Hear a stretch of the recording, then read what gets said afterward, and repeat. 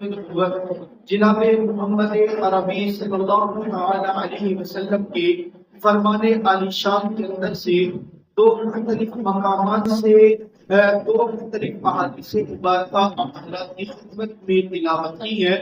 یہ ذی الحجہ کا مہینہ ہے۔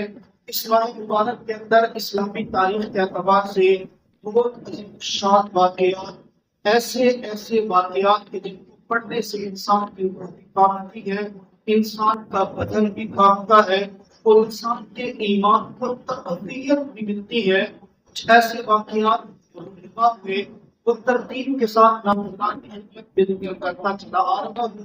پہلے حضرت ابراہیم علیہ السلام کی زندگی، پھر حضرت اسماعیل علیہ السلام کی زندگی، پھر حضرت ابراہیم اور اسماعیل باپ اور بیٹے کی قربانی، پھر ان کی ماں حضرت ہاجرہ کی قربانی، اور اس کے ساتھ حضرت عثمان غنی رضی اللہ تعالیٰ جو داماد پیغمبر ہے، بلکہ گوہر داماد ہے، ذوالنورین ہے، ذوالبشارتین ہے، ذوالہجرتین ہے، جو حیات پیکر ہے، جو سخاوت کا علم بردار ہے، میرے آقا کے تیسرے خلیفہ ہے۔ حضرت عثمان غنی رضی اللہ تعالیٰ مظلوم مدینہ ہے، اور مدینہ کے اندر سب سے کربناک، سب سے زیادہ مظلومانہ جو شہادت ہے وہ حضرت عثمان غنی رضی اللہ تعالیٰ عنہ کی ہے۔ ان کی سیرت، ان کی صورت، ان کے مقام، ان کے فضائل میں نے گزشتہ جمعہ تفصیل سے آپ حضرات کی خدمت میں ذکر کیے تھے۔ آج کے خطبہ میں ان کی زندگی کا وہ پہلو کہ جس پہلو کو پڑھتے ہوئے بھی بدن کے اوپر کبھی تاریخ ہو جاتی ہے۔ یہ میرے آقا وہ صحابی ہے جنہوں نے 82 سال کی عمر پائی ہے۔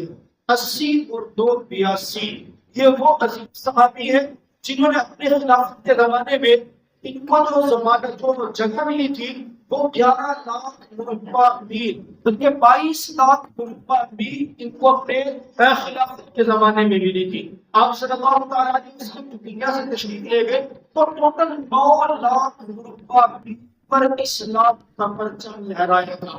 آپ صلی اللہ تعالیٰ علیہ وسلم کے بعد پہلے خلیفہ جناب ابوبکر صدیق رضی اللہ تعالیٰ عنہ نے 2 سال خلافت کی ہے۔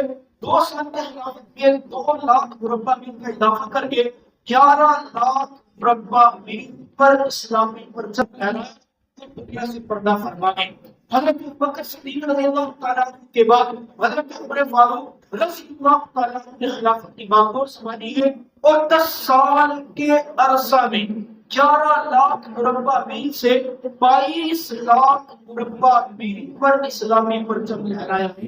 حضرت عمر فاروق رضی اللہ تعالیٰ عنہ کے دنیا سے جانے کے بعد حضرت عثمان غنی رضی اللہ تعالیٰ عنہ نے کم و بیش 12 سال کا عرصہ، 12 سال میں صرف 18 دن باقی رہتے تھے جب حضرت عثمان غنی رضی اللہ تعالیٰ عنہ کی شہادت واقع ہوئی تھی۔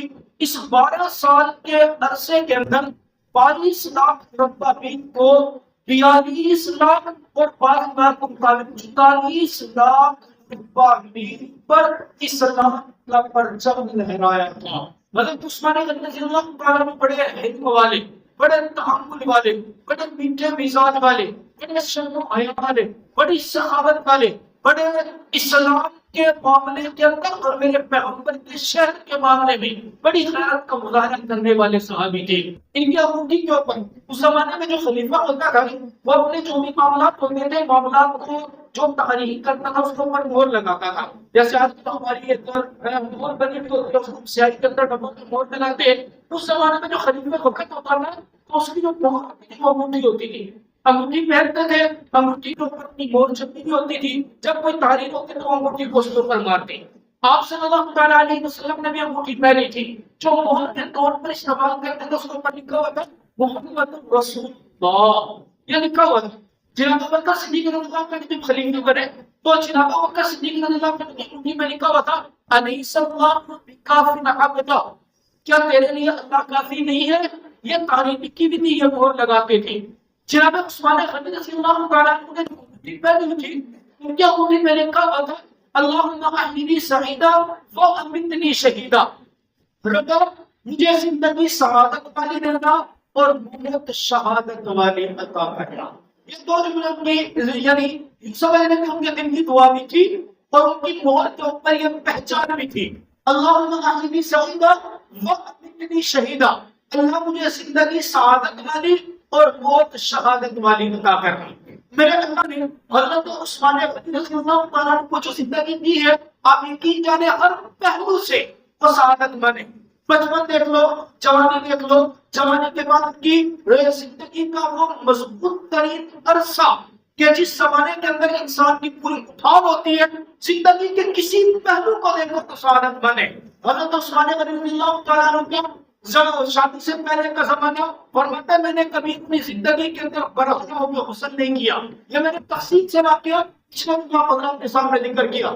فرماتا میں نے وہ ہاتھ جو میرے پیغمبر کے ہاتھ کے اندر کیا تھا نا، میرے پیغمبر کے ہاتھ مبارک جس ہاتھ پہ لگے، کبھی زندگی میں اس ہاتھ کو اپنی شرمگاہ کے قریب نہیں لے کر گیا۔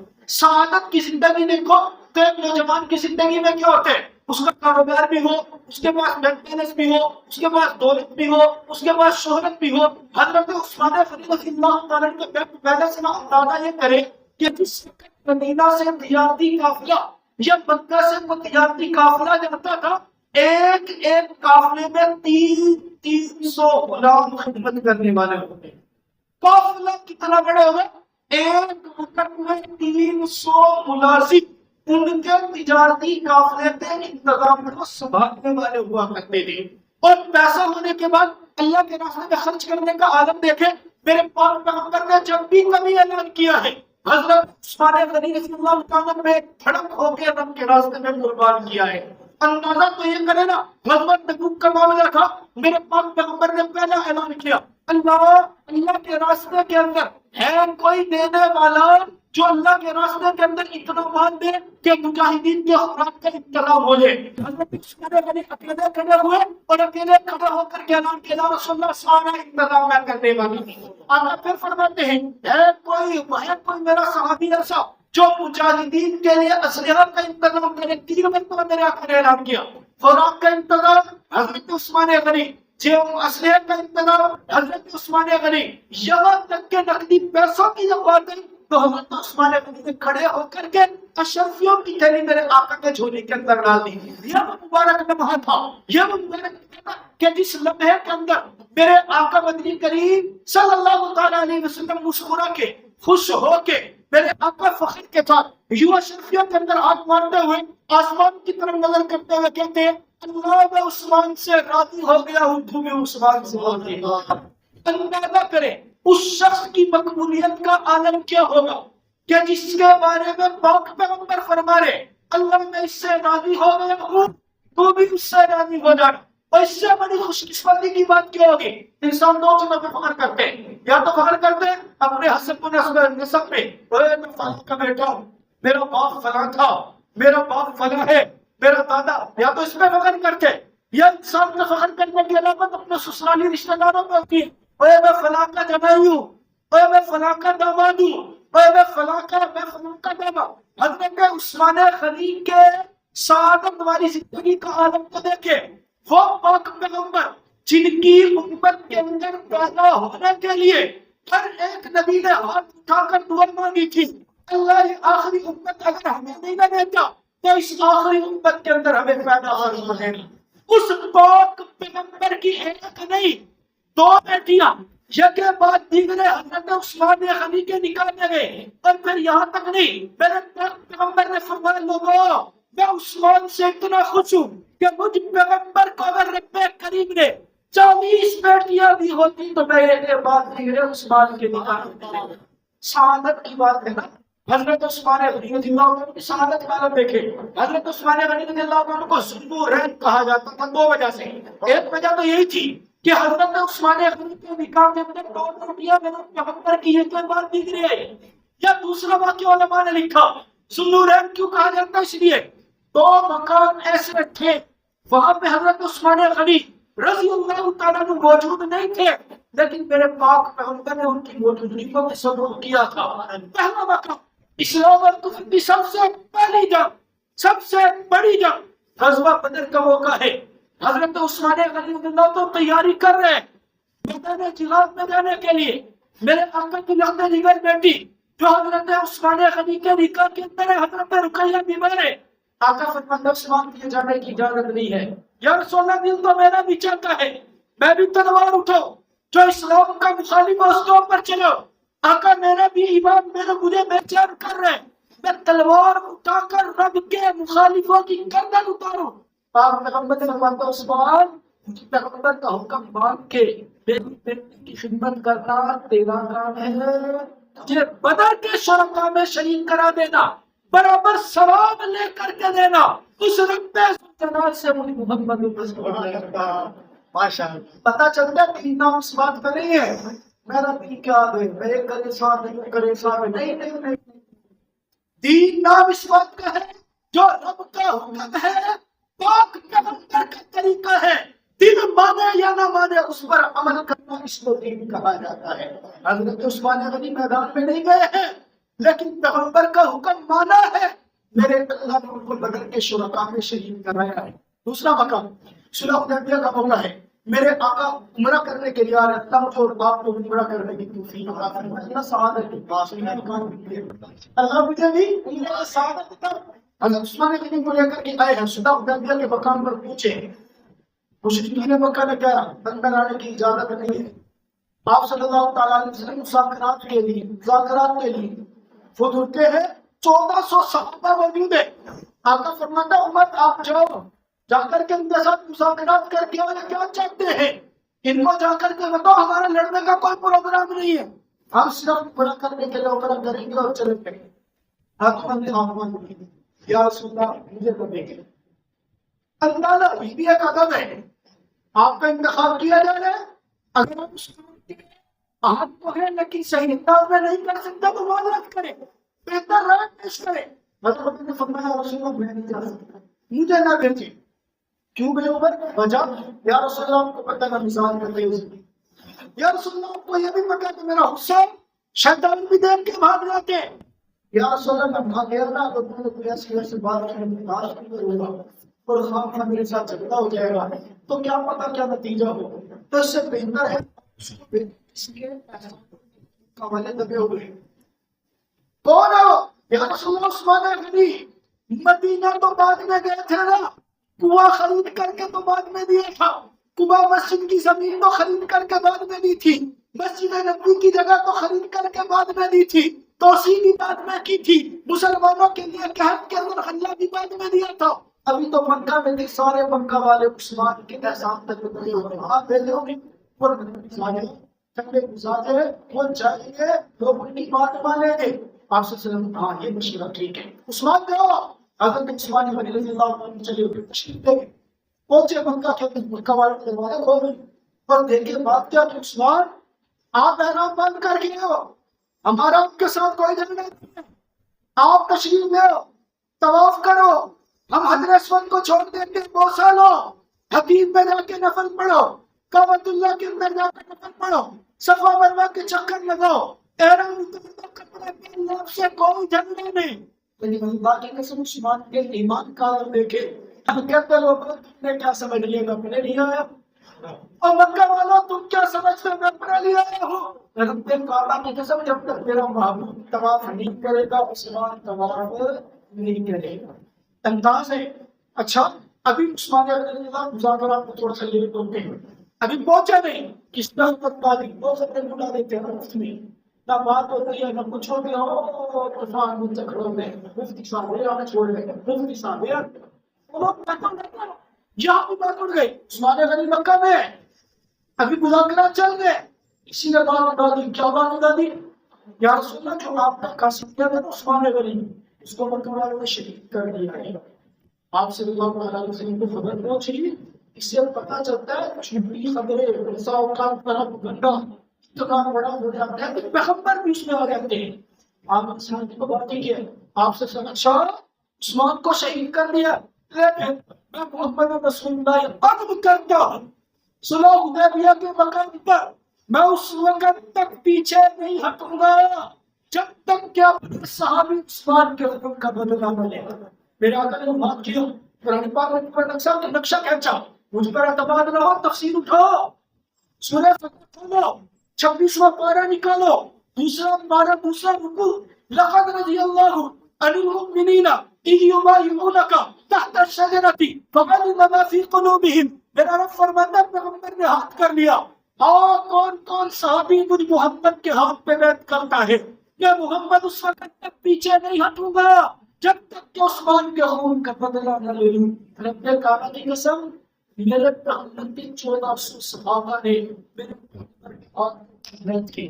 اب اگلی بات ذرا سنو، یہ بات سمجھ اس کو آئے گی جس کے دل میں ایمان ہو، جس کے دل میں پیغمبر کی محبت ہو، جس کے دل میں پیغمبر کے صحابہ کی محبت. میرے آقا ایک ہاتھ کرتے، 1400 صحابہ کا ہاتھ ہے، میرے آقا دوسرا ہاتھ لیتے اور ہاتھ لے کر کے کہتے ہیں میرے صحابہ کو مارے گا.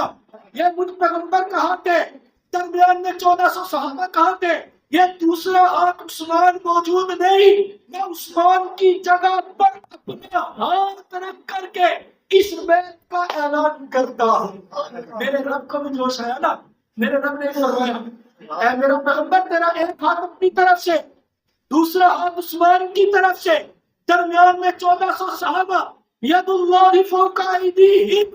ان تمام ہاتھوں کے اوپر مجھ رب کا ہاتھ بھی اس بیعت کا اعلان. دادا کہ اللہ کو ان کو کہا کہ جس کو بدلا دیں گے کہ میرے آقا کا ہاتھ دیا گیا، 1400 صحابہ کا ہاتھ دیا گیا، عثمان موجود نہیں. پاک پیغمبر فرمایا میرے ہاتھ عثمان کا ہاتھ اللہ فرماتا میں بھی اس میں شامل ہوں. اللہ کو وہاں ہوا نا، رب تو سارا جانتا تھا، جاننے کے باوجود اللہ نے کیوں فرمایا؟ بڑا تفصیلی نقطہ دینے لگ رہا ہوں. چلو پیغمبر نہیں تھے، میرے آقا نے تو کہہ دیا میرا ہاتھ ہے. اللہ تو جانتا تھا، اللہ نے کیوں کہا ید اللہ کی فوق ایدیہم؟ میرا ہاتھ ان سب کے اوپر میں بتانا چاہتا تھا. پھر قیامت میں آخری زمان میں ایک فرقہ آئے گا جو 18 ذی الحج کو عید منائے گا اور عید کا نام عید غدیر ہوگا. وہ میرے عثمان کا مخالف ہوگا. لوگوں میرے پیغمبر کا عثمان اتنا پاکیزہ ہے کہ جس کے ہاتھ کو پیغمبر اپنا ہاتھ قرار دے دے اس کا اتنا قیمتی ہے کہ میں اللہ بھی اس کی حفاظت کے لیے تیار ہے. میرے عثمان کو 18 ذی الحج کو جمعہ کا دن تھا. میرے نبی کے صحابہ سارے حج کرنے کے لیے گئے ہوئے تھے. مدینہ منورہ بالکل خالی تھا. چند ایک صحابہ مسجد کے اندر بیٹھے ہوئے تھے. ہم دعا کر رہے کو چند ایک صحابہ کو ملے.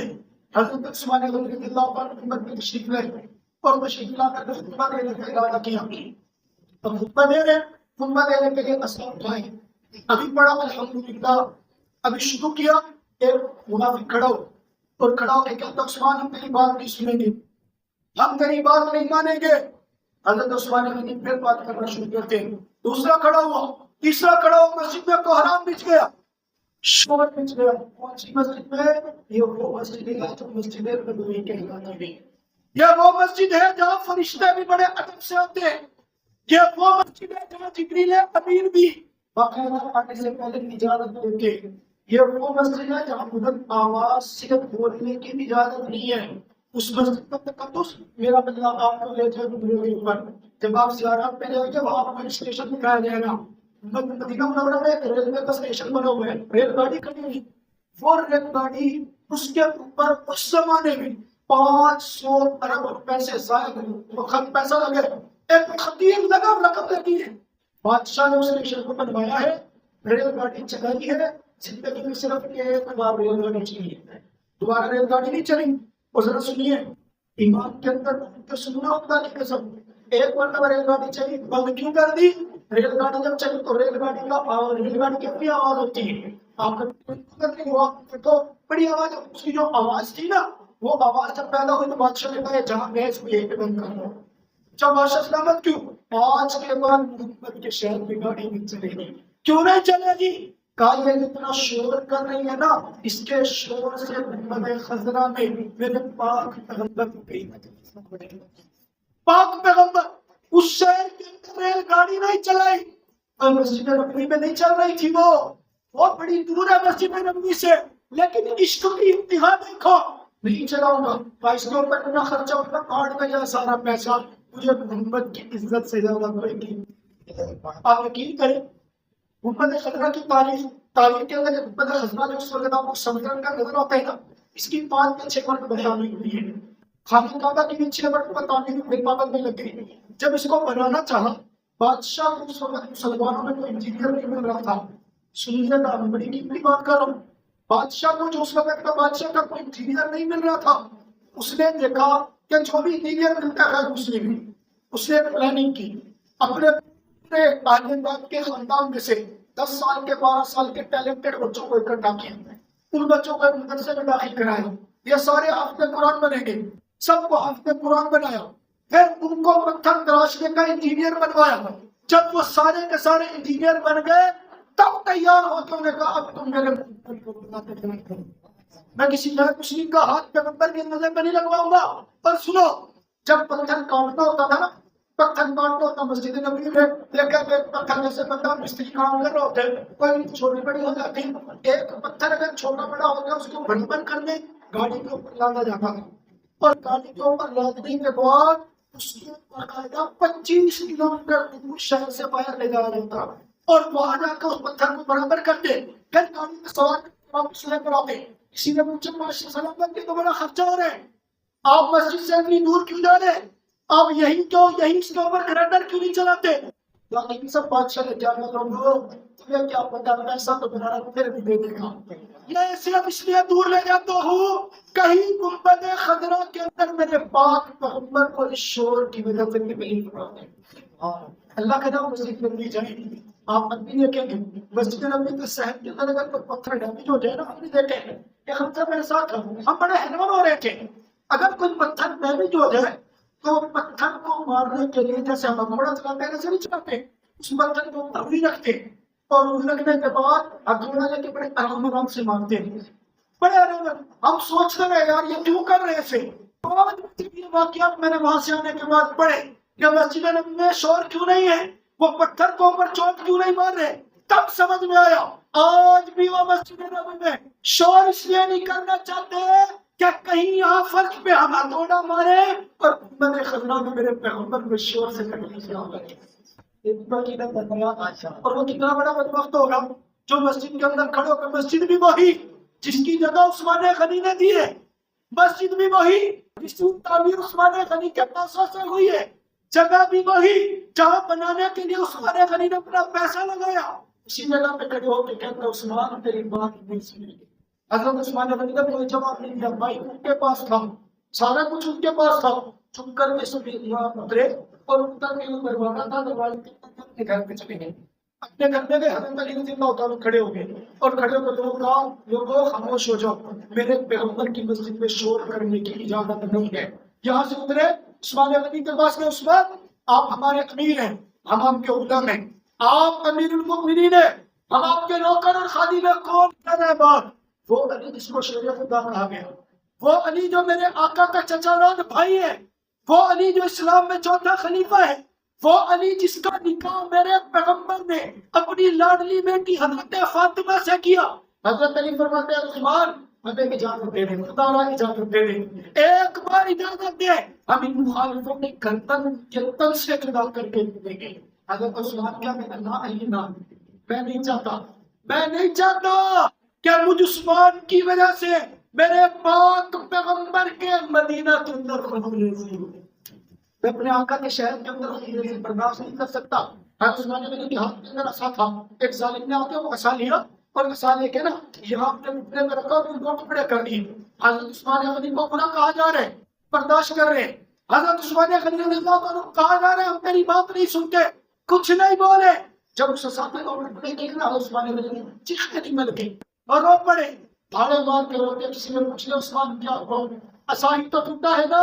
ایمان والوں میری چڑھنے پہ غور کرنا، میری بات پہ غور کرنا، میں اپنی بات نہیں کر رہا. کاش تمہارے پاس وقت ہوتا میں تمہیں بتاتا کہ عثمان کیا چیز تھی. کاش تمہارے پاس وقت ہوتا میں تمہیں سناتا کہ حضرت عثمان غنی شہید کیسے ہوئے. اس عصا کو یہاں پہ رکھا تو ٹکڑے کی چیخیں نکل گئی. عثمان کیا ہوا، روتے کیوں ہو؟ حضرت عثمان غنی کو جو تمہیں کیا پتا ہے، یہ عصا کوئی عام عصا نہیں ہے، یہ عصا وہ ہے کہ اس کو پکڑ کر میرے پاک پیغمبر خطبہ دیا کرتے تھے. میرے پیغمبر کی دنیا سے جانے کے بعد اس عصا کو حضرت ابو بکر نے لے کر کے خطبہ دیا. حضرت ابوبکر کے جانے کے بعد اس عصا کو عمر فاروق نے لے کر کے ہٹا دیا. کاش یہ میری گردن اتار دیتے، پرواہ نہیں تھی. اور میرے پاک پیغمبر کی یہی ایک نشانی تو میرے پاس تھی، ظالموں نے مجھ سے محمد کی وہ نشانی تھی.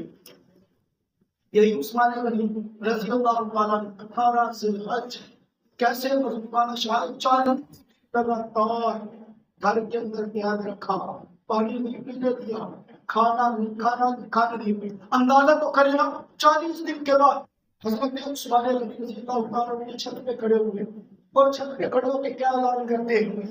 کیا اعلان؟ یہ جتانا نہیں ہوتا. انسان اگر اپنی قربانیاں بتا رہے ہیں تو اس کا مقصد یہ ہوتا ہے دوسروں کو احساس دلانا ہوتے ہیں. جتن عثمان غنی کیا فرماتا، لوگوں مجھے پہچانو، میں وہی عثمان جس نے پیغمبر نے 2 بیٹے دیے، اور میں وہی عثمان ہوں جس نے اسلام کے اندر 2 مرتبہ ہجرت کی ہے. میں وہی عثمان ہوں جب تمہارے پاس پینے کے لیے پانی نہیں تھا، کنواں خرید کر کے میں نے وہاں آج تم اسی کنویں سے مجھے خود پانی نہیں پینے دے. میں وہی عثمان ہوں، مجھے پہچانو. کہ یہ مسجد جہاں پر تم موجود ہو اس کی جگہ 2 مرتبہ خرید کر کے اس میں توسیع میں نے کی ہے، اور لوگوں کی میرے مخالف ہو گئے. حضرت عثمان غنی خلافت کو مسلمان طریقے پر شہید کیا. ٹائم نہیں ہے، زندگی نہیں. اگر کل پہ تشریف لانا ہے انشاءاللہ بات یہی سے شروع کریں گے. اللہ تعالیٰ ہم لوگ آپ کو سننے کی توفیق عطا فرمائے.